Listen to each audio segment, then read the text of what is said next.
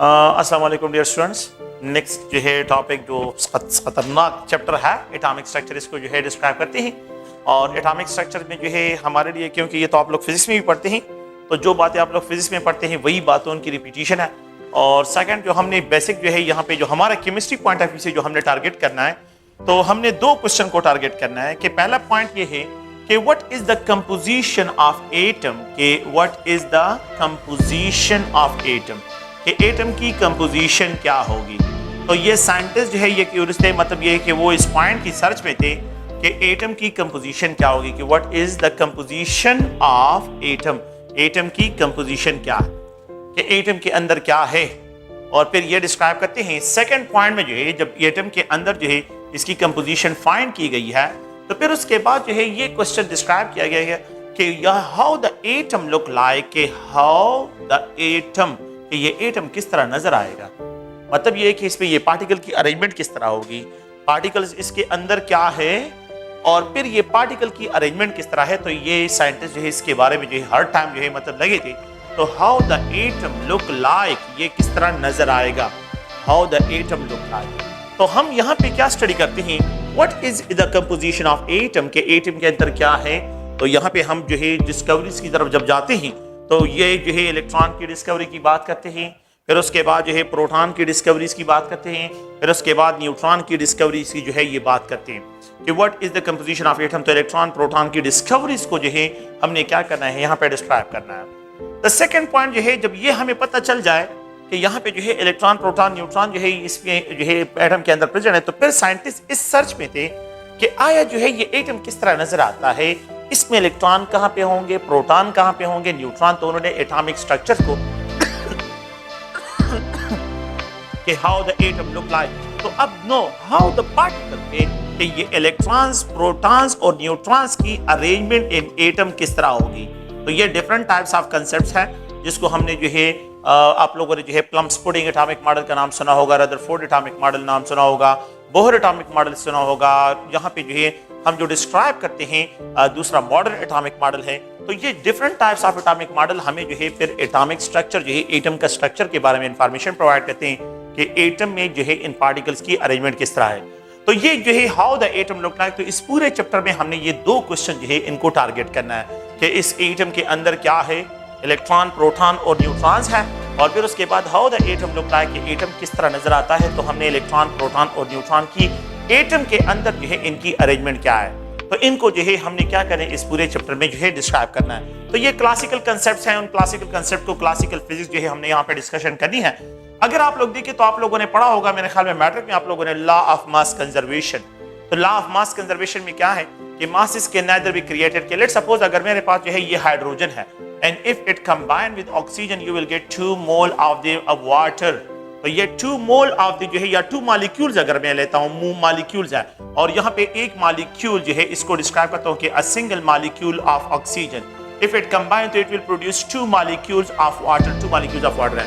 इस साइड पे रिएक्टेंट के साइड पे 3 मॉलिक्यूल्स कंबाइन होते हैं and it produces 2 molecule. Molecule conserve नहीं होते, there is no law of molecule conservation. Molecule conservation का लॉ नहीं होता, molecule are not conserve, molecule conserve नहीं होते। पहला पॉइंट ये है।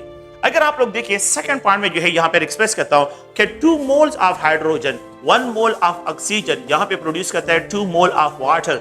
तो यहाँ पे 3 मोल्स रिएक्टेंट के साइड पे रिएक्ट करते हैं and you will gate 2 mole. It means कि इस साइड पे रिएक्टेंट के साइड पे और प्रोडक्ट के साइड पे मोल डिफरेंट है।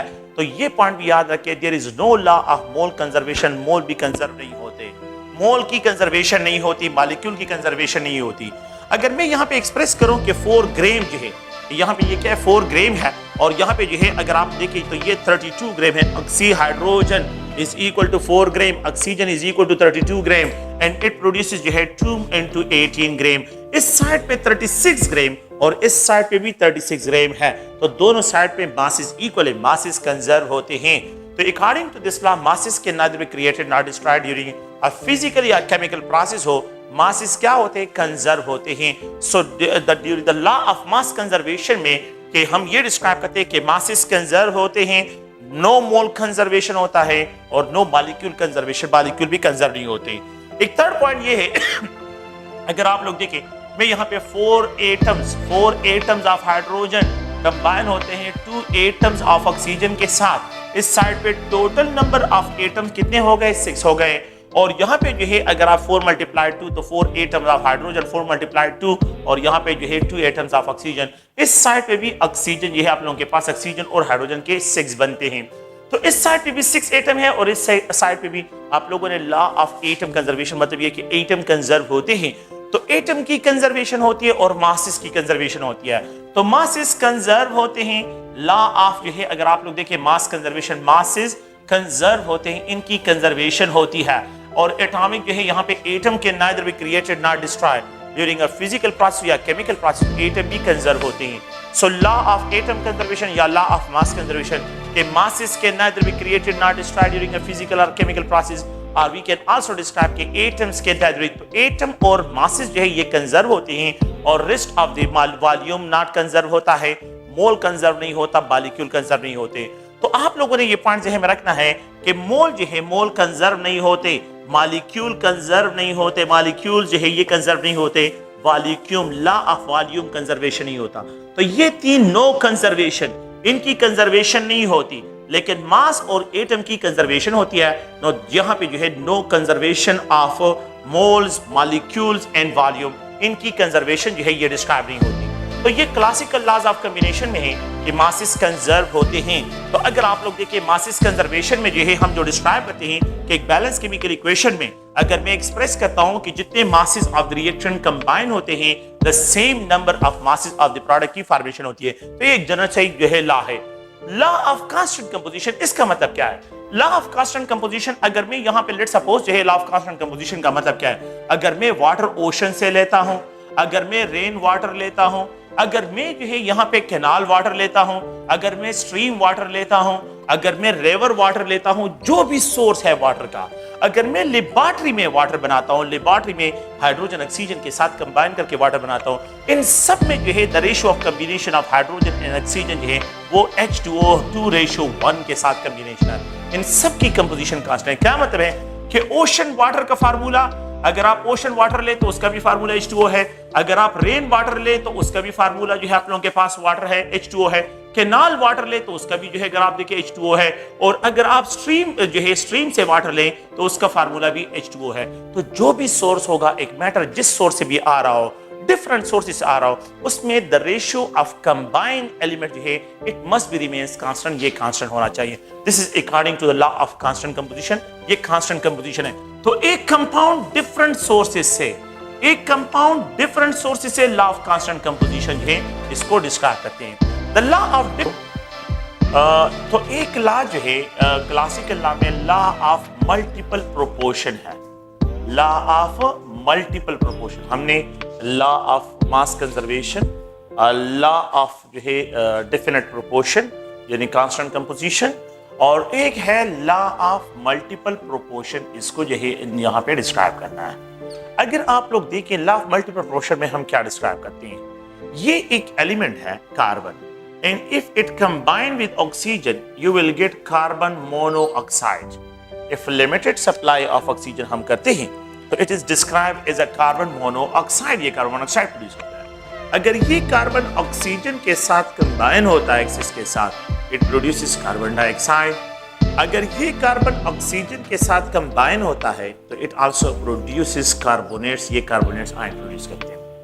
कार्बन मोनोऑक्साइड लीथल गैस है, कार्बन डाइऑक्साइड ग्रीन गैस है, और ये कार्बोनेट जो है ये आप लोग देखिए ये आयंस फॉर्म में होते हैं। यहाँ पे mass of one element is fix, एक एलिमेंट का अगर आप लोग देखिए मास जो है ये फिक्स है, रेशियो फिक्स है, लेकिन दूसरा एलिमेंट इस एक एलिमेंट के साथ क्या हो रहा है, मल्टीपल प्रोपोर्शन में कंबाइन हो रहा है। 1:1, 2:1, 3:1 के साथ जो है यहाँ पे क्या है, ये कॉम्बिनेशन जो है यहाँ पे अगर आप लोग देखें तो ये आ रही है। तो अगर आप लोग देखें carbon monoxide, carbon dioxide, carbonates, so law of multiple proportion में 32 ग्राम, सॉरी यहाँ पे जो है 12 gram of carbon combine with the 16 gram, it produces जो है 28 ग्राम। तो यहाँ पे जो है ये कार्बन के लिए और ये ऑक्सीजन के लिए है। अगर यहाँ पे देखें 12 gram of carbon 32 gram of oxygen के साथ कंबाइन हो जाए तो कार्बन डाइऑक्साइड, और अगर 12 ग्राम ऑफ कार्बन कंबाइन होता है 48 ग्राम ऑफ ऑक्सीजन के साथ तो तो यहाँ पे कार्बोनेट्स बनते हैं। तो अगर आप इसको देखें, एक एलिमेंट का मास फिक्स है और दूसरा एलिमेंट का जो मास है वो सिंपल मल्टीपल प्रोपोर्शन में जो है इसके साथ कंबाइन होता है। तो यहाँ पे ये आयन, ये जो है ग्रीन गैस और ये जो है लीथल गैस जो है ये जनरेट करता है। तो ये इनकी तो लॉ ऑफ मल्टीपल प्रोपोर्शन के एक एलिमेंट्स की जो प्रोपोर्शन है, रेशियो है वो फिक्स है और दूसरा एलिमेंट जो है 1, 2 और 3 प्रोपोर्शन के साथ जो है इस एलिमेंट के साथ क्या होता है, कंबाइन होता है। तो ये अगर आप लोग देखें लॉ ऑफ मल्टीपल प्रोपोर्शन है। अच्छा, ये क्लासिकल लॉज ऑफ कॉम्बिनेशन है। एटम के बारे में ये डिस्क्राइब किया जाता है कि एटम एक इनडिवाइजिबल पार्टिकल है। It was considered up to 18 से 19 सेंचुरी तक जो है इट वाज कंसिडर्ड कि यह एटम जो है इनडिवाइजिबल पार्टिकल है। एटम्स जो है एक इनडिवाइजिबल पार्टिकल है कि जब इसमें इलेक्ट्रॉन, प्रोटॉन, न्यूट्रॉन डिस्कवर हो गए तो फिर साइंटिस्ट इस बात पे पहुंच गए कि इलेक्ट्रॉन क्या, एटम क्या है, ये डिवाइजिबल है। तो फिर यहाँ पे जो है जो मॉडर्न जो है मतलब ये कि न्यू फिजिक्स के बारे में, मॉडर्न फिजिक्स के बारे में हम यहाँ पे जो आइडिया की तरफ आते हैं तो मॉडर्न फिजिक्स में हम यहाँ पे द फर्स्ट पॉइंट जो है वो है डिस्चार्ज ट्यूब एक्सपेरिमेंट। तो डिस्चार्ज ट्यूब एक्सपेरिमेंट के जरिए जो है इलेक्ट्रॉन जो है और प्रोटॉन की डिस्कवरी की गई है। इलेक्ट्रॉन प्रोटॉन की डिस्कवरी की गई है कि एटम जो है 2 पार्टिकल से बना हुआ है। अगर आप लोगों के पास पहले इलेक्ट्रॉन प्रोटॉन को डिस्कवर किया गया, फिर उसके बाद रेडियो एक्टिविटी के बेस पे जो है रेडियो एक्टिविटी के बेस पे कि रेडियो एक्टिविटी अगर आप लोगों ने पढ़ा होगा कि यहाँ मोस्टली जो है कि न्यूट्रॉन की जो डिस्कवरी है तो वो रेडियो एक्टिविटी के बेस पे जो है डिस्कवरी की गई है। तो रेडियो एक्टिविटी के बेस पे न्यूट्रॉन की डिस्कवरी की गई है। ये मॉडर्न फिजिक्स की जो है क्या है, बेस है। और यहाँ पे द थर्ड पॉइंट जो है वो स्पेक्ट्रोस्कोपी है। तो स्पेक्ट्रोस्कोपी के जरिए हम क्या करते हैं, exact structure of the atom को डिस्क्राइब करते हैं। द फोटो इलेक्ट्रॉन स्पेक्ट्रोस्कोपी बिल्कुल जो है क्लियर इमेज आपको देता है कि what is inside the atom, atom का स्ट्रक्चर किस तरह होगा, उसमें जो है इलेक्ट्रॉन जो है और ये ऑर्बिटल ये सब कुछ जो है। तो एटम का जो स्ट्रक्चर है, इंटरनल स्ट्रक्चर, ये क्या है, ये हाईली जो है कॉम्प्लिकेटेड स्ट्रक्चर है। तो this complicated structure can be describe by spectroscopy. इसको स्पेक्ट्रोस्कोपी के जरिए जो है क्या करते हैं, डिस्क्राइब करते हैं। तो ये अगर आप लोग देखें जस्ट ओनली तो the introduction of the chapter है कि इस चैप्टर में हमने कंपोजिशन ऑफ द एटम को स्टडी करना है, हमने स्ट्रक्चर ऑफ द एटम को स्टडी करना है और ये जो है जनरल जो है डिफरेंट जो है लॉज ऑफ कॉम्बिनेशन है। तो उन लॉज ऑफ कॉम्बिनेशन को जो है यहाँ पे डिस्क्राइब किया है। तो अगर आप लोग देखें तो इसी के साथ जो है हम क्या करते हैं, कंटिन्यू करेंगे। मतलब ये कि ये हमने क्या करना है, नेक्स्ट जो हमने टारगेट करना है वो डिस्चार्ज ट्यूब एक्सपेरिमेंट को जो है डिस्क्राइब करना है। अगर आप लोग देखें इलेक्ट्रॉन डिस्कवरी का जो एक्सपेरिमेंट है, discharge tube experiment, electron discovery जो है इस एक्सपेरिमेंट को डिस्क्राइब करते हैं। द एक्सपेरिमेंट वाज परफॉर्म जो है मुख्तलिफ बुक पे जो है मुख्तलिफ टाइप्स ऑफ रिपोर्ट्स है। तो विलियम क्रूक्स का जो एक्सपेरिमेंट है बाज़ जगह पे जो है डेट्स गिवन है, तो ये डेट्स नॉट इम्पॉर्टेंट। कि तो डिस्चार्ज ट्यूब क्या है, ये जो है एक ग्लास ट्यूब है, सील्ड ग्लास ट्यूब है। ये ग्लास ट्यूब है और यहाँ पे जो है 2 इलेक्ट्रोड कनेक्टेड है। ये 2 इलेक्ट्रोड्स हैं और ये बैटरी है। तो बैटरी जो है जिस नेगेटिव टर्मिनल कनेक्टेड है इसको कैथोड कहते हैं और यहाँ पे जो है ये पॉजिटिव टर्मिनल के साथ जो कनेक्टेड है इसको एनोड से डिस्क्राइब करते हैं। असल में विलियम क्रूक जो है कंडक्शन ऑफ इलेक्ट्रिसिटी जो है विद इन द ईयर जो है स्टडी कर रहा था कि आया जो है कौन से कंडीशन पे जो है इलेक्ट्रिसिटी जो है यहाँ पे कंडक्शन होती है। सो ये जो है उसने जो उसका सेटअप है, जनरल जो सेटअप है, तो फर्स्ट पॉइंट ये है कि जब कंडीशन जो है इसमें क्या है, 1 एटमॉस्फेरिक प्रेशर हो 760 mm ऑफ मर्करी जो है यहाँ पे एयर प्रेशर हो, यहाँ पे प्रेशर जो है इनसाइड द ट्यूब जो है 760 mm ऑफ मर्करी हो, तो वो क्या करता है, इस बैटरी को ऑन कर लेता है। जब बैटरी को ऑन करता है और तो यहाँ पे जो है वो 2000 वोल्ट बैटरी को कनेक्ट करता है, पोटेंशियल डिफरेंस अप्लाई करता है, but there was no conduction, यहाँ पे कोई कंडक्शन ऑब्जर्व नहीं हो रहा। फिर उसने पोटेंशियल डिफरेंस को इंक्रीज कर दिया कि 2000 वोल्ट से जो है उसने जो है यहाँ पे क्या किया, 2000 वोल्ट से पोटेंशियल डिफरेंस से 5000 पे लेके गया है। 5000 फिर भी कोई कंडक्शन नहीं, फिर वो इस वोल्टेज को जो है 10,000 वोल्ट पे लेके चला जाता है, but there was no conduction. उसके कंक्लूजन ये थे कि air is a bad conductor, क्योंकि ईयर में जो है कंडक्शन ऑफ इलेक्ट्रिसिटी के लिए इलेक्ट्रॉन चाहिए या आयंस चाहिए, क्योंकि न्यूट्रल ईयर में जो है कोई पार्टिकल्स जो है इलेक्ट्रिसिटी को मतलब ये कंडक्ट नहीं करे। तो उसके कंक्लूजन ये है कि ईयर जो है inside the tube it 760 mm of mercury पे जो है is a bad conductor of current, is a bad conductor. ये क्या है, बेड कंडक्टर ऑफ करंट जो है डिस्क्राइब करता है। फिर वो यहाँ पे जो है सेकंड एक्सपेरिमेंट परफॉर्म करता है और ये वैक्यूम पंप ऑन करता है और प्रेशर इनसाइड द ट्यूब को रिड्यूस करता है। जब pressure inside the tube reduce करता है सो प्रेशर को जो है वो ड्रॉप कर लेता है 0.1 mm ऑफ मर्करी पे। जब वो प्रेशर इनसाइड द ट्यूब इस साइड पे लेके आ जाता है और यहाँ पे 10,000 वोल्ट पोटेंशियल डिफरेंस अप्लाई करता है तो he found a glow inside the tube. तो ग्लो क्या था, यहाँ पे जो है क्या होता है, यहाँ पे ग्लो जो है यहाँ पे अपीयर हो गया। ग्लो जो है इनसाइड द ट्यूब जो है ये अपीयर हो गया। So when pressure inside the tube is 0.1 mm of mercury, तो यहाँ पे glow inside the tube जो है 10,000 वोल्ट जो है ये अपीयर हो गया है। तो उसके कंक्लूजन यहाँ पे जो है डिस्क्राइब करते हैं। उसको ये पता नहीं था कि यहाँ पे ये ग्लो कहाँ से अराइज होता है, उसको कुछ इन्फॉर्मेशन नहीं थे। वो तो सिर्फ एक्सपेरिमेंट, मतलब ये कि उसको ये इन्फॉर्मेशन नहीं थी कि ये ग्लो कहाँ से अराइज हो रहा है। तो ग्लो इनसाइड द ट्यूब, लेकिन वो ये इन्फॉर्मेशन कि जब उसने हाइड्रोजन गैस को यूज किया, hydrogen gas inside the tube use करता है तो अब ब्लू कलर ग्लो जो है वो अपीयर होता है। और जब नियॉन गैस को यूज करता है तो रेड कलर ग्लो जो है अपीयर होता है। और जब हीलियम गैस को यूज करते हैं तो पिंक कलर का ग्लो अपीयर हो रहा था। तो उसके कंक्लूजन ये है कि जो ग्लो इनसाइड द ट्यूब जो है ये प्रोड्यूस हो रहा है, it depend on the nature of the gas. जब nature of the gas change होता है तो यहाँ पे ग्लो का कलर भी चेंज होता है। So the glow inside the tube depends on nature of gas, ये nature of the gas पे dependent है। तो ग्लो का कलर, जब गैस का नेचर चेंज होता है तो ग्लो का कलर भी जो है यहाँ पे क्या हो जाता है, ये चेंज हो जाता है। फिर वो एक और एक्सपेरिमेंट परफॉर्म करता है। थर्ड केस पे जो है वो क्या करता है कि प्रेशर वैक्यूम पंप को ऑन कर लेता है और इस प्रेशर को ड्रॉप कर लेते हैं। थर्ड एक्सपेरिमेंट में 0.01 mm ऑफ मर्करी पे जो है ये प्रेशर ड्रॉप कर लेता है और यहाँ पे 10,000 वोल्ट पोटेंशियल डिफरेंस अप्लाई करता है। 10,000 वोल्ट पोटेंशियल डिफरेंस अप्लाई करता है तो ही फाउंड कि यहाँ पे जो है ये जो ग्लो है वो डिसअपियर हो जाता है। तो ग्लो इनसाइड द ट्यूब जो है, glow inside the tube disappear, inside the tube disappear हो जाता है। ट्यूब डिसअपियर, ये डिसअपियर हो जाता है। तो ग्लो इनसाइड द ट्यूब जो है ये डिसअपियर हो जाता है, ठीक है। एंड ही फाउंड, और यहाँ पे जो है उन्होंने एक मटेरियल रखा हुआ है that is called zinc sulphide, जिसको जिंक सल्फाइड कहते हैं। जिंक सल्फाइड एक फ्लोरेसेंट मटेरियल है। जिंक सल्फाइड एक फ्लोरेसेंट मटेरियल है और फ्लोरेसेंट मटेरियल का काम ये होता है which convert kinetic energy of the particle into light energy, जिनका काम ये होता है कि वो kinetic energy of the particle को लाइट एनर्जी में कन्वर्ट करता है। तो ही फाउंड कि यहाँ पे जो है कुछ स्पार्किंग जो है बिहाइंड जो है यहाँ पे एनोड के जो है यहाँ पे अपीयर हो रहे हैं। तो glow inside the tube disappear हो जाता है, लेकिन ही फाउंड कि यहाँ पे जो है कुछ स्पार्किंग अपीयर हो रहे हैं। इसका मतलब है कि यहाँ से कुछ आ रहा है और वो यहाँ पे जब स्टक होता है तो वो स्पार्किंग प्रोड्यूस करता है।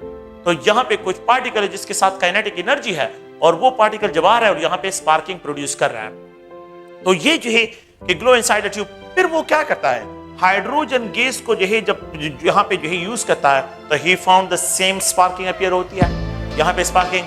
फिर वो हाइड्रोजन गैस की जगह जो है नाइट्रोजन गैस को यूज करता है तो he found the same gases जो है। फिर वो यहाँ पे जो है क्या करते हैं, ऑक्सीजन गैस को यूज करता है, he found the same type of sparking यहाँ पे प्रोड्यूस हो रहा है। प्लीज, उस जमाने में विलियम क्रूक्स इतना एक्साइटेड था कि उसने जो पार्टिकल जो यहाँ पे प्रोड्यूस और स्पार्किंग प्रोड्यूस कर रहे थे कि ये तो हर एक एटम में ये प्रेजेंट होते हैं, हर एक गैस में ये प्रेजेंट है। इसका मतलब ये है कि मैंने एटम, वो एटम इसको कह रहा था कि मैंने एटम डिस्कवर किया था। वो उसकी जहन में ये सोच, उसकी सोच ये थी कि मैंने एटम को डिस्कवर कर लिया, अदरवाइज वो इलेक्ट्रॉन्स थे जो एटम से निकल रहे थे। तो glow inside the tube disappear हो जाता है and some invisible radiation, and some invisible radiation जो है, invisible that can not be seen with the eyes, invisible radiation was observed, radiation was detected, इसको डिटेक्ट किया गया, detected on the zinc sulphide screen, on the zinc sulphide screen, zinc sulphide screen पे जो है some invisible radiation was detected, इनको detect किया गया। No these rays cannot be seen with the naked eyes, they can be detected by zinc sulfide, ये zinc sulphide जो है यहाँ पे आप लोगों के पास। तो प्लीज इसका केमिस्ट्री क्या है, उस केमिस्ट्री की तरफ हम आते हैं और इसको जो है थोड़ा सा डिस्क्राइब करते हैं कि ग्लो कहाँ से अराइज होता है।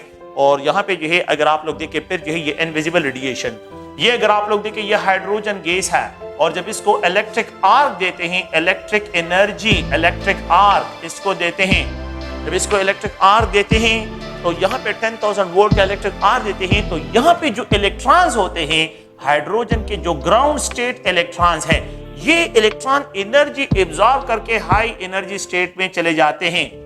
जब ये इलेक्ट्रॉन लो एनर्जी स्टेट से हाई एनर्जी स्टेट में चला जाता है, इसने एनर्जी एब्जॉर्ब की है, जब ये वापस रिटर्न होता है तो फोटोन रिलीज करता है। तो आप लोगों ने ऑब्जर्व किया कि बाल्मर सीरीज में जो है ब्लू कलर जो है यहाँ पे आप लोगों के पास कलर रिलीज होता है, अब ब्लू कलर जो है यहाँ पे रिलीज होता है। अच्छा, अगर हम यहाँ पे जो है नियान को यूज करते हैं तो नियान में प्रोटॉन नंबर और हाइड्रोजन में प्रोटॉन नंबर डिफरेंट है, तो अब यहाँ पे न्यूक्लियर एक्साइटेशन डिफरेंट होगी। तो यहाँ पे 10 इलेक्ट्रॉन्स है, तो 10 इलेक्ट्रॉन्स में एक इलेक्ट्रॉन एक्साइट होता है और यहाँ पे 10 प्रोटॉन्स है, और यहाँ पे अगर आप लोग देखें तो इसमें एक प्रोटॉन, बल्कि चले 2 हाइड्रोजन है तो 2 प्रोटॉन है, 2 प्रोटॉन इस एक इलेक्ट्रॉन को यहाँ पे लेके आते हैं और यहाँ पे 10 प्रोटॉन इस इलेक्ट्रॉन को वापस रिटर्न करके लेके आते हैं, तो फोटोन रिलीज होता है। यहाँ पे रेड कलर का फोटोन, तो इसलिए glow depends on the nature of the gas. Glow क्या करता है, वो नेचर ऑफ द गैस, और ग्लो किस वजह से अराइज होता है, this is due to the excitation and de excitation of electron. तो ग्लो इनसाइड द ट्यूब जो अपीयर होता है, इनसाइड द ट्यूब जो अपीयर होता है, this is due to the de excitation, this is due to the de excitation, due to the de excitation है, इससे describe the excitation of electrons. Electron की de excitation से जो है ये ग्लो अपीयर होता है, और ये नेचर ऑफ द गैस पे डिपेंड करता है।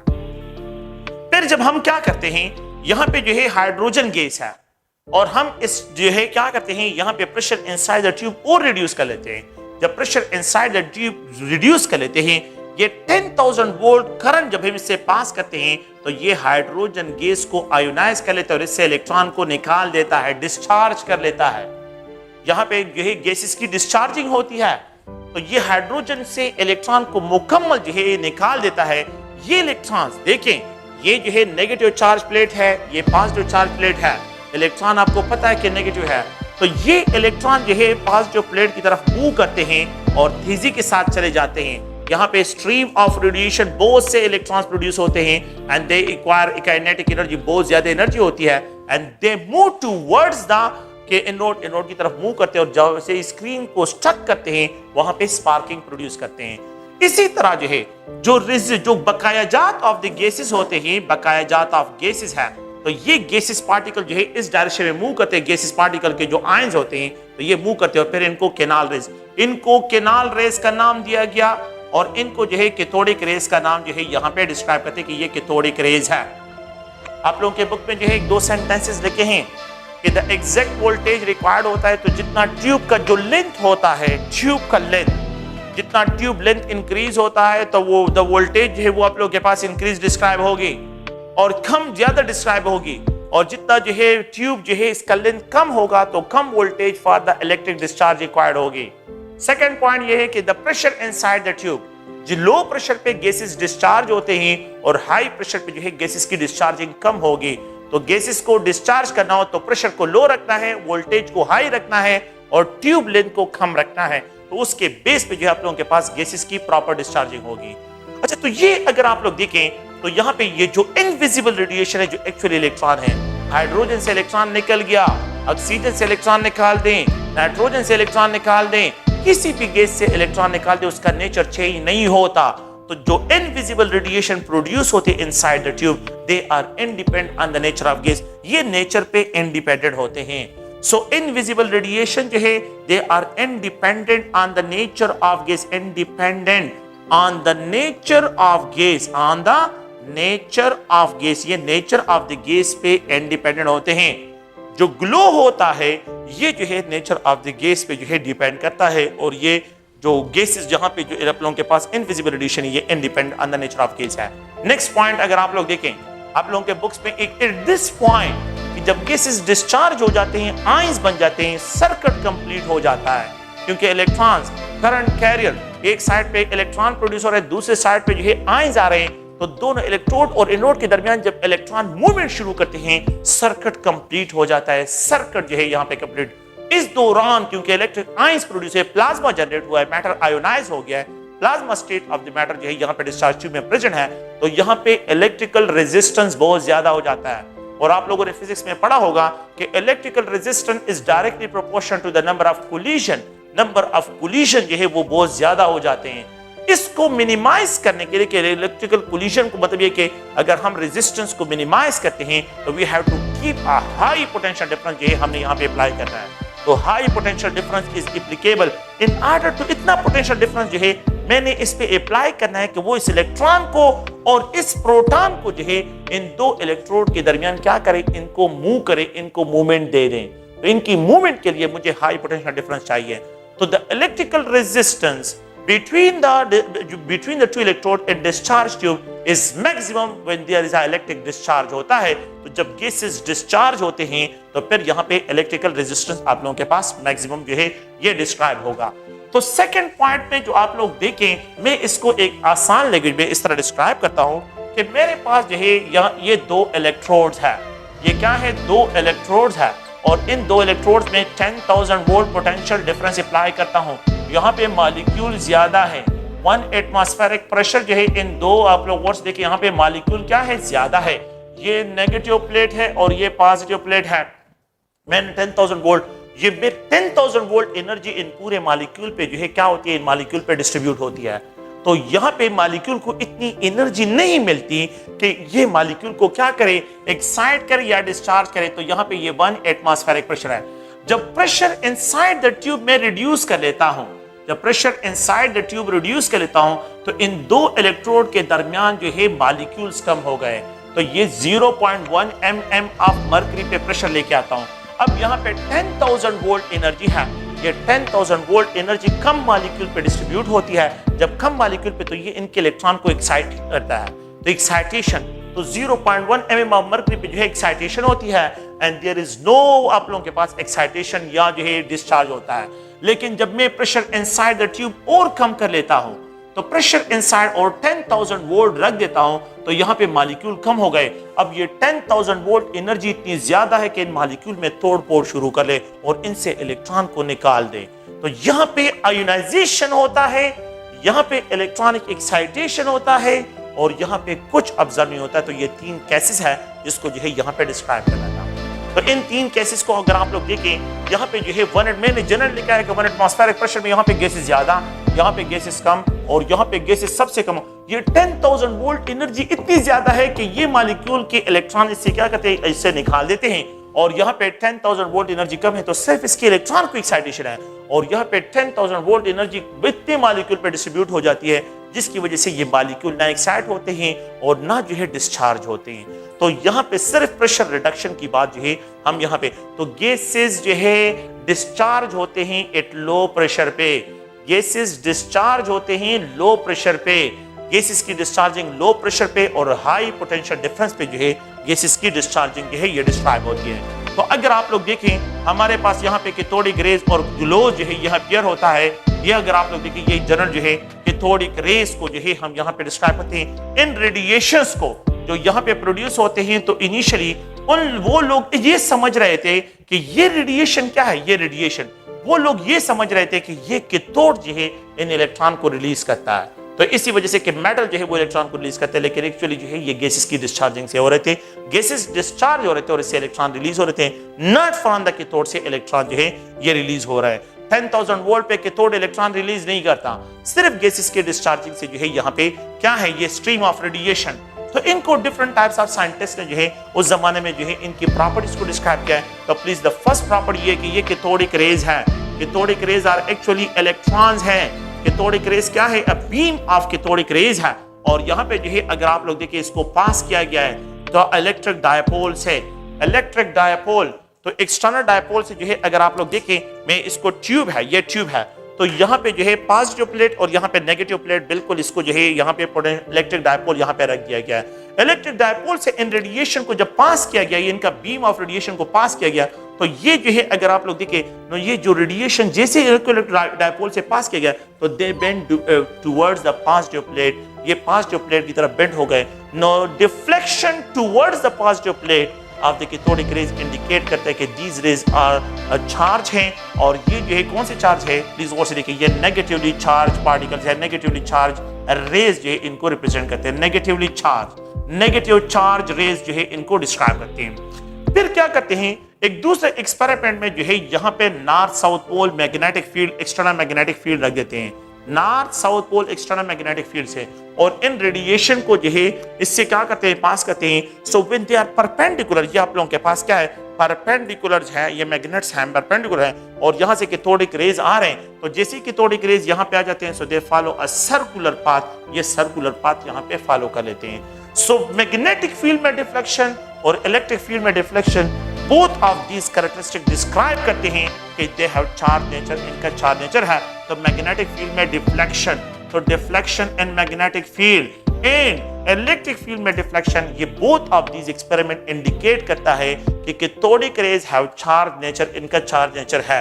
कैथोडिक रेज को जो है एक दूसरा एक्सपेरिमेंट जो है हेटॉर्फ ने किया है, और उसने यहाँ पे जो है क्या किया है कि यहाँ पे जो है उसने एक ऑप्टिक ऑब्जेक्ट रखा है। ऑप्टिक ऑब्जेक्ट ऐसा ऑब्जेक्ट है जिससे लाइट पास नहीं होता, और यहाँ पे एक स्क्रीन रखा हुआ है, तो यहाँ से ये कैथोडिक रेज जो है जब पास हो रही है, तो ये कैथोडिक रेज जो है बिल्कुल स्ट्रेट लाइन पे मूव कर रही है, और यहाँ पे जो है ये इस ऑप्टिक ऑब्जेक्ट का स्क्रीन पे जो है शेडो कास्ट करता है। उसके कंक्लूजन ये है कि ये कैथोडिक रेज जो है ये स्ट्रेट लाइन में मूव करती है, और बिल्कुल जो है अगर आप लोग ये परपेंडिकुलर, बिल्कुल हम यहाँ पे डिस्क्राइब करते हैं कि ये जो है बिल्कुल यहाँ पे डायरेक्टली मूव करती है, और इसका शेडो जो है यहाँ पे कास्ट, तो शेडो कास्ट करना ये इंडिकेट करते हैं cathodic raise travel in a straight line, कि ये स्ट्रेट लाइन में मूव करता है। फिर एक अनदर एक्सपेरिमेंट में जो है विलियम क्रूक्स क्या करता है कि यहाँ पे जो है small paddle of pen wheel, ये पेन व्हील लेता है, और इस पे जो है कैथोडिक रेज का बीम जो है वो फोकस करता है। अब बीम ऑफ कैथोडिक रेज जो है इस पे फोकस करता है, तो जब इस पे फोकस करता है तो ये इसको रोटेशन दे देता है। ये क्या करता है, स्मॉल पेन व्हील को रोटेशन करता है। तो कंक्लूजन उसका यहाँ पे कंक्लूजन ये है कि इन पार्टिकल जो कैथोडिक रेज है, सो दे हैव जो है क्या है, मटेरियल नेचर है। तो अगर इनका मटेरियल नेचर है, पार्टिकल इनका मास है, इनके साथ काइनेटिक एनर्जी है, इनके साथ मोमेंटम है, जो कि इस पैडल को ट्रांसफर हो रहा है इसकी वजह से जो है, तो यहाँ पे जो है ये material nature of the cathodic rays को डिस्क्राइब करता है, क्योंकि it rotate the paddle of small pen wheel जो है यहाँ पे डिस्क्राइब करते हैं। ओके, द नेक्स्ट जो है एक अनदर एक्सपेरिमेंट है जिसमें ये कैथोडिक रेज है, और इन कैथोडिक रेज को जो है यहाँ पे एक मेटल रख देते हैं, मेटल, और उस पे ये मेटल है, और उसको को ये टारगेट करते हैं। जब ये मेटल को टारगेट करते हैं तो इस मेटल में यहाँ पे पार्टिकल है, ये सॉलिड स्टेट में है, they have vibrational kinetic energy. तो जब ये कैथोडिक रेज इसको हिट करते हैं तो इन पार्टिकल की वाइब्रेशन काइनेटिक एनर्जी इंक्रीज होती है। वाइब्रेशन काइनेटिक एनर्जी जब इंक्रीज होगी पार्टिकल की, तो उनका टेम्परेचर इंक्रीज होगा, तो दे विल हीट अप, ये हीट अप हो जाएंगे। Cathodic rays also heat up the metal surface, it means they transfer the kinetic energy into the metal surface. Metal surface को जो है ये ट्रांसफर करते हैं, और उनकी जो है वाइब्रेशन काइनेटिक एनर्जी जो है ये इंक्रीज होती है। Cathodic rays also produces X rays, ये क्या काज करते हैं, ये एक्स रेज की प्रोडक्शन में भी इन्वॉल्व होते हैं। तो एक्स रेज किस तरह प्रोड्यूस होते हैं, इसको डिटेल में जो है नेक्स्ट टॉपिक में डिस्कशन उस पे होगी, लेकिन अगर आम तौर पे हमें यहाँ पे डिस्क्राइब करता हूँ, कैथोडिक रेज, ये कैथोडिक रेज है, these are so energetic rays. ये एक एटम है, और ये उसका न्यूक्लियस है, ये प्रोटॉन नंबर्स हैं, और यहाँ पे जो है ये इलेक्ट्रॉन्स हैं, यहाँ पे भी इलेक्ट्रॉन्स हैं, और यहाँ पे भी आप लोग देखें इलेक्ट्रॉन्स हैं। और कैथोडिक रेज आर खुद भी इलेक्ट्रॉन्स होते हैं, ये हाईली एनर्जेटिक इलेक्ट्रॉन्स है, highly energy, high potential difference के जरिए इनको जनरेट किया है। No they are so energetic rays that they penetrate into the atom और hit this electron, इस इलेक्ट्रॉन को हिट करके इसको यहाँ से निकाल देते हैं। तो they created vacancy, ये क्या कहते हैं, ये K शेल है, ये L शेल है, ये M शेल है। तो जब इससे इलेक्ट्रॉन निकल जाते, एक्साइट नहीं होते हैं, इलेक्ट्रॉन निकाल दिए जाते हैं, वैकेंसी क्रिएट करते हैं कैथोडिक रेज। तो cathodic rays so energetic rays होते हैं कि इलेक्ट्रॉन को हिट करके इससे निकाल देते हैं, यहाँ पे वैकेंसी क्रिएट हो जाती है। तो ये L का इलेक्ट्रॉन जो है यहाँ पे जंप करता है, तो जब यहाँ पे ये जंप करता है तो इस फोटॉन को रिलीज करता है। और यहाँ से दूसरा चांस ये कि ये M से इलेक्ट्रॉन यहाँ पे जंप करके आए, तो यहाँ पे भी फोटॉन रिलीज होगा। ये जो फोटॉन यहाँ पे रिलीज होते हैं, इनका जो वेवलेंथ होता है वो एक्स रेज के रेंज में होता है। So they are so energetic rays that they even knock out electron from the inner shell and hence causes to create vacancy, और उस वैकेंसी को फिल करने के लिए फिर अपर एनर्जी लेवल से इलेक्ट्रॉन जंप करना शुरू कर लेते हैं। के सीरीज क्या होता है, एल सीरीज क्या होता है, ये बाद में इस पर डिस्कशन करेंगे। नो दे आर आल्सो, तो they can also knock out electron from the inner shell, ये इनर शेल से इलेक्ट्रॉन को नॉक आउट करते हैं। Cathodic rays are so energetic rays that they even knock out electron from the inner shell, ये inner shell से electron and hence produces जो है X rays की production. No these are so energetic rays, ये cathodic rays है, और अगर मैं इसको हाइड्रोजन गैसेस के जरिए हिट करता हूं तो they also knock out electron from the hydrogen gas, इससे भी electron, no it causes ionisation of gases, ये आयोनाइजेशन भी ऑफ गैसेस भी। कैथोडिक रेज आर इलेक्ट्रॉन्स है, and if we have to hit a sodium ion, अगर मैं sodium ion को इस पे हिट करता हूं तो इट कैन आल्सो रिड्यूसेस, तो इसका रिड्यूसिंग इफेक्ट भी है और इसका ऑक्सीडाइजिंग इफेक्ट भी है, क्योंकि ये इलेक्ट्रॉन निकालता भी है और इलेक्ट्रॉन प्रोवाइड भी करता है। तो it having a reducing effect as well as ionisation of gases, ये दोनों जो है ये खास करता है। तो ये इसकी जनरल प्रॉपर्टीज हैं, और इन प्रॉपर्टीज को आप लोगों ने प्लीज जहन में रखना है, और वो जो है उनको चेंज करते हैं, स्टेटमेंट को वो लोग चेंज करते हैं। तो ईटा के पॉइंट ऑफ व्यू से ये है कि कैथोडिक रेज जो है, the charge nature of cathodic rays can be explain by these two experiment, और the charge nature, the material nature can be explain by जो है रोटेशन ऑफ पेडल। और स्ट्रेट लाइन में मूव करते हैं तो ये है cathodic rays heat up the metal surface, cathodic rays x-rays production में इन्वॉल्व होते हैं, cathodic rays ionise the gas और हैविंग अ रिड्यूसिंग इफेक्ट, इसका रिड्यूसिंग इफेक्ट भी होता है। तो ये कैथोडिक रेज के बारे में जो है जनरल जो है क्या है, एक स्केच है, और इसको आप लोगों ने प्लीज इनकी जो प्रॉपर्टीज है जिसको डिफरेंट साइंटिस्ट जो है डिस्क्राइब की है, तो उसको आप लोगों ने प्लीज ध्यान में रखना है। कैथोडिक रेज जो है दे आल्सो प्रोड्यूसेस, ये क्या प्रोड्यूस करते हैं, दे प्रोड्यूसेस एक्स-रेज, ये एक्स-रेज रेडिएशन में भी, प्रोडक्शन में भी इन्वॉल्व होते हैं। आमतौर पे अगर हम यहाँ पे जो डिस्क्रिप्शन करते हैं तो यहाँ पे नेक्स्ट जो प्रॉपर्टी है वो charge to mass ratio, charge to mass ratio of electron, charge to mass ratio of electron, ratio of electron, electron की चार्ज टू मास रेशियो को जो है यहाँ पे क्या करते हैं, डिस्क्राइब करते हैं। अच्छा, charge to mass ratio of electron was determined in the presence of two forces, इसको टू फोर्सेस के प्रेजेंस में जो है डिटरमिन किया गया है। एक इलेक्ट्रिक फोर्स के प्रेजेंस में, इलेक्ट्रिक फोर्स के प्रेजेंस में Fe, और दूसरा जो है मैग्नेटिक फोर्स के प्रेजेंस में, एंड दैट इज जो है इन दोनों फोर्सेस के प्रेजेंस में जो है charge to mass ratio of electron was determined, ये charge to mass ratio of electron को जो है डिटरमिन किया गया है। अगर आप लोग फोर्स देखें, वी नो दैट कि electric force is the product of charge and यहाँ पे electric field intensity, where E describe करता है इलेक्ट्रिक फील्ड इंटेंसिटी को, एंड मैग्नेटिक फोर्स जो है इट इज इक्वल टू यहाँ पे जो है QVB, the product of charge, velocity and magnetic field intensity, ये जो है अगर आप लोग देखें इनके बराबर है। हाँ, आमतौर पे जो है जो एक्सपेरिमेंट जो है यहाँ पे परफॉर्म किया गया है, तो उस एक्सपेरिमेंट में जो है जो हम यहाँ पे डिस्क्रिप्शन करते हैं ये तीन केसेस में है कि लेट्स सपोज जो है कि ये आप लोग और से देखिए यहाँ पे जो है ये एक special type of the cathodic tube जो है इसके लिए यूज किया गया है, और इस कैथोडिक ट्यूब में जो है X dipole of the positive और नेगेटिव पोल, और यहाँ पे जो है बिल्कुल जो है north south pole magnetic field जो है बिल्कुल इसके साथ जो है बिल्कुल परपेंडिकुलर एक दूसरे के साथ। तो यहाँ पे इलेक्ट्रिक फील्ड और यहाँ पे मैग्नेटिक फील्ड जो है इनको क्या किए गए हैं, कनेक्ट किए गए हैं। अच्छा, यहाँ पे जो है क्या है, कैथोडिक रेज आ रहे हैं, ये क्या है, कैथोडिक रेज जो है यहाँ से प्रोड्यूस हो रहे हैं, एंड दे हिट जो है if the electric field and magnetic field of हो, अगर ये दोनों फोर्सेस ऑफ हो तो द कैथोडिक रेज ट्रैवल और इस पॉइंट को हिट करते हैं। ये क्या करते हैं, इस पॉइंट को।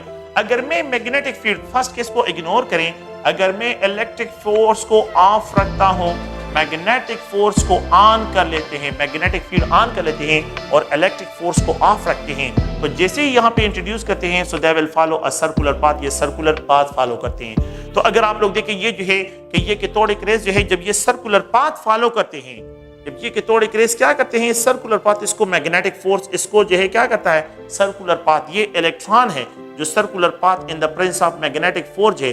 तो मैग्नेटिक फोर्स क्या करता है, अगर आप लोग देखें तो इसको जो है प्रोवाइड करता है, सर्कुलर पाथ जो है यहाँ पे इसको प्रोवाइड करता है। तो वी कैन आल्सो राइट कि ये Fm is balanced by Fcg, Fm is balanced by, तो कैन बी राइट QVm जो है QVm is equal to Fcg mv square by r। ये Fcg है, और यहाँ पे ये QVM है, ये इसके साथ कैंसिल हो जाएगा।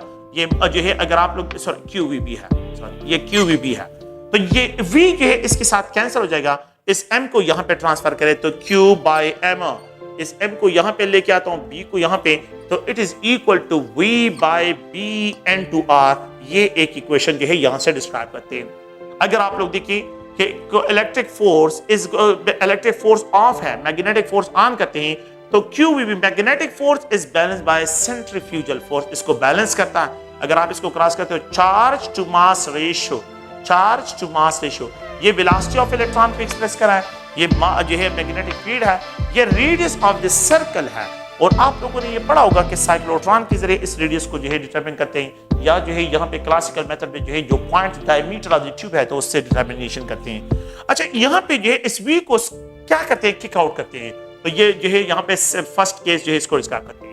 अब इलेक्ट्रिक फील्ड को भी ऑन करते हैं, मैग्नेटिक फील्ड दोनों को ऑन करते हैं। तो सेकंड केस जो है, अगर आप लोग थर्ड केस जो है ये है कि अगर आप इलेक्ट्रिक फील्ड को भी ऑन करें और मैग्नेटिक फील्ड, इन दोनों को ऑन करते हैं, तो दे आर एडजस्टेड इन सच ए वे कि इसका जो मैग्नेटिक फील्ड है वो इस मैग्नेटिक फील्ड के साथ कैंसिल करें और इसका जो इलेक्ट्रिक फील्ड है वो एक दूसरे को भी कैंसिल करे। तो इससे आप लोगों ने इसकी एडजस्टमेंट करनी है कि electric force is balanced by magnetic force, magnetic force को बैलेंस करें। तो it is can be write is a QE is equal to QVB, तो ये जो है इसके साथ कैंसिल हो जाएगा and we can write it is a E/B। So the ratio of electric field intensity with the magnetic field intensity is described as a velocity of electron। ये electron की velocity यहाँ पे describe हुई। Now you have to put this equation in यहाँ पे, ये equation V की जगह जो है आप इस equation में ये value put करें। Now putting the equation, ये equation 1 है और ये equation 2 है। Now putting this value in the equation, तो we can write Q/M is equal to E/B square N/R। ये आप लोगों के पास फाइनल इक्वेशन जो है यहाँ पे जो है ये कैलकुलेशन J.J. थॉमसन ने की है। This experiment was perform by J.J. Thomson. उन्होंने जो कैलकुलेशन की है तो ही फाउंड कि the charge to mass ratio of electron जो है ये 1.07 जो है, इसको जो है यहाँ पे डिस्क्राइब करते हैं कि it this value is equal to 1.7 और ये 58 × 10⁻11 कूलम पर केजी जो है इसकी वैल्यू है। So the charge to mass ratio of electron, ये हमारे लिए सबसे इंपॉर्टेंट है और आप लोग प्लीज ये इक्वेशन जो है ये वैल्यू याद रखिए और इस इक्वेशन को जो है आप लोगों ने जहन में रखना है। तो चार्ज टू मास रेशियो का जो है इलेक्ट्रिक फील्ड के साथ डायरेक्ट रिलेशन है and charge to mass ratio have inverse relationship with the magnetic field, magnetic field के साथ इसका इनवर्स रिलेशन यहाँ पे डिस्क्राइब करते हैं। ओके, इसका मतलब क्या है, इस वैल्यू का मतलब क्या है? इस वैल्यू का मतलब यह है कि अगर मेरे पास 1 kg इलेक्ट्रॉन हो, अगर 1 kg इलेक्ट्रॉन हो तो उसमें कितने चार्जेस होते हैं? 1.758 × 10⁻11 कूलम चार्जेस में होते हैं। अगर मेरे पास 1000 ग्राम ऑफ इलेक्ट्रॉन्स हो तो 1.758 × 10⁻11 कूलम चार्जेस हैं, इसमें इतने चार्जेस होते हैं। अगर मैं आपको ये कहूं कि how many charges are there, the number of coulomb charges, the number of coulombs charges present in 1 gram of electron, in a single gram of electron।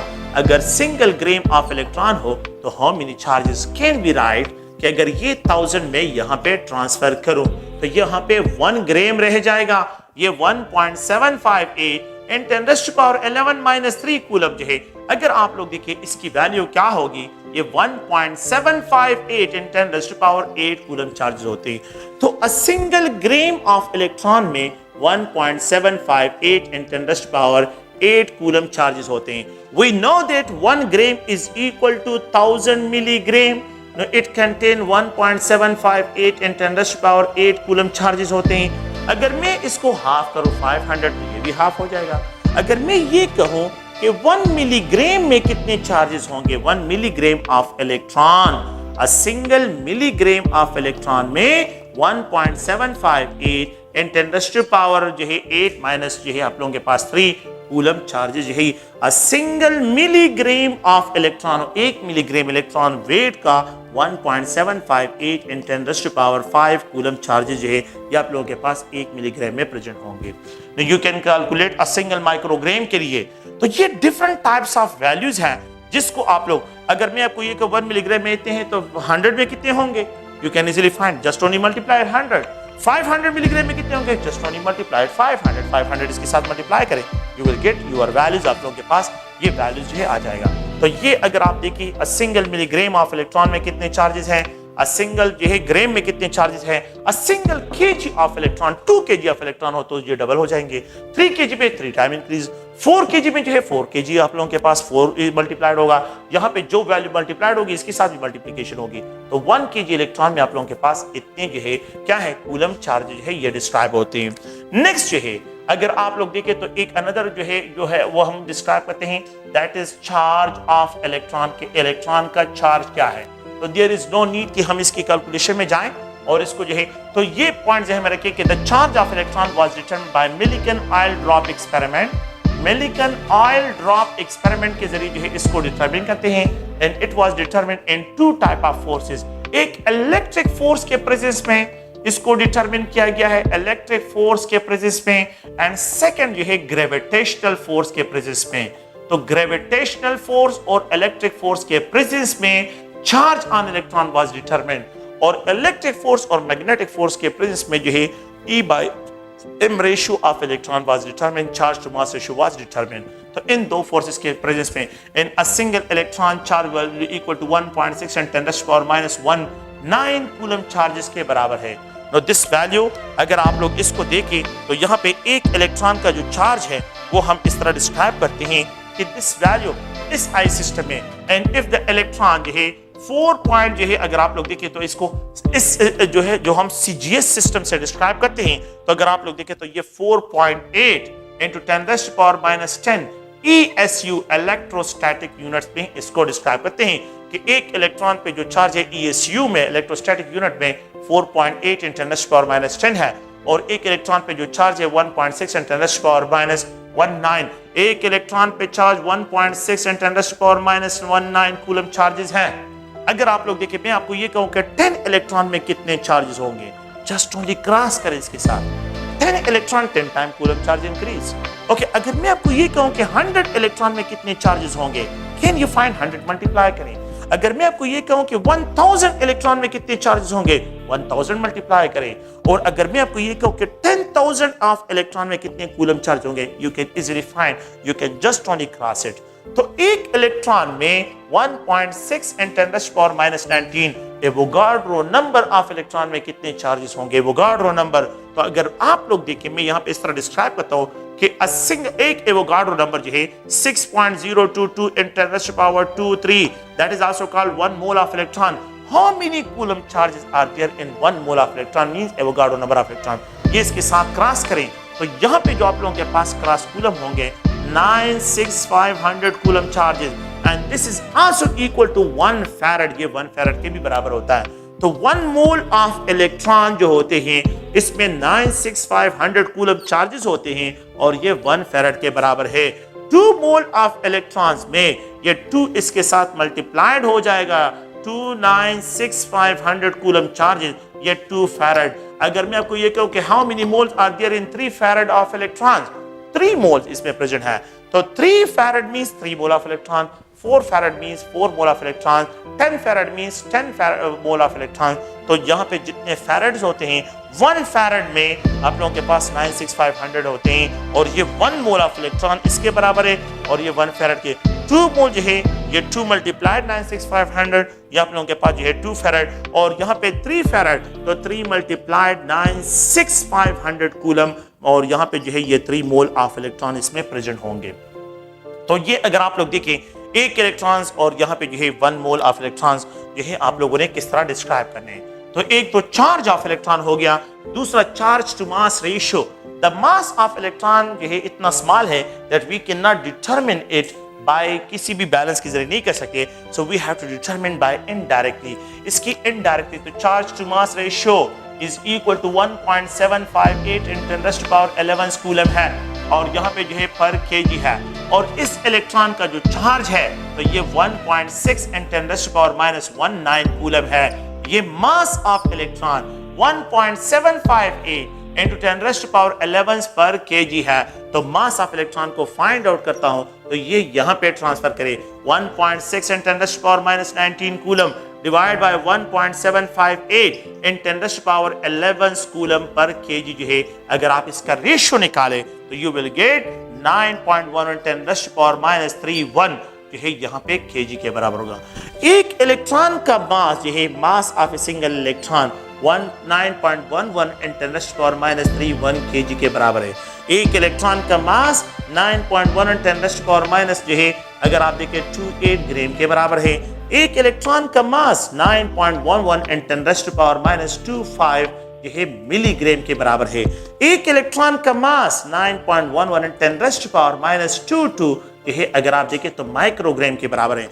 एक इलेक्ट्रॉन का मास 9.1 इन 10⁻- जो है ये 1 जो है अगर आप देखें 9 नैनोग्राम के बराबर है। और एक इलेक्ट्रॉन का मास जो है यहां पे भी डिस्क्राइब करता हूं कि अ सिंगल इलेक्ट्रॉन का मास 9.11 into 10⁻- जो है यहां पे अगर आप देखें 16 जो है ये पाइकोग्राम के बराबर है।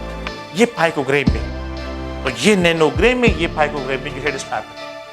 तो पाइकोग्राम में जो है -116 है, यहाँ पे -19 माइनस जो है अगर आप लोग देखें ये आप लोगों के पास जो है प्लीज गौर से देखिए जो है इसको डिस्क्राइब 22 ये 25 ये 28 और ये 31 केजी है।